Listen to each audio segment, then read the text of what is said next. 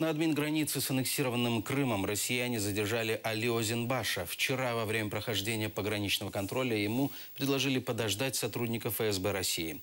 Позже пришел человек в военной форме без опознавательных знаков и провел допрос. Вопросы были разные и о личной жизни, и о национальном движении. Также провели досмотр личных вещей и сверку документов. Али Озенбаша продержали более 3 часов, после чего отпустили.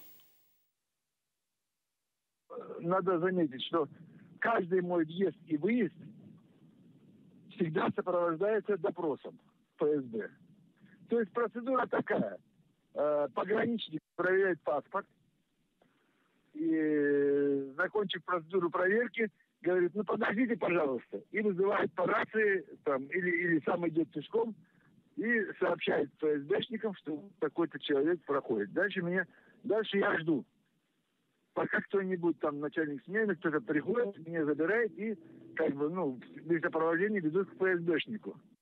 ФСБшник задает вопросы. Вопросы, как правило, примитивные, никакого отношения к делу не имеющие. Ну, типа, там, знакомы ли вы там с Чубаровым Демидовым, там, с Лендром Исламовым, там, вот какие там отношения, что-то еще, там. Некоторые начинают нарываться просить на откровенность, а почему вы Россию не любите, там.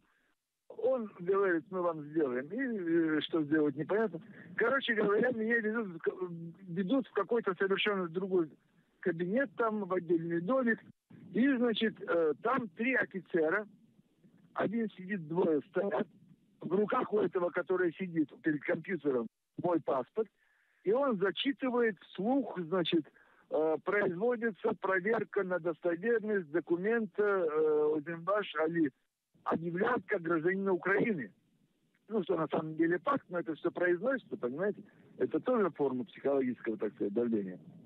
Я думаю, может быть, уже депортацию они придумали или еще какую-нибудь гадость. Вышел один из офицеров, меня проводил с моими вещами на выход.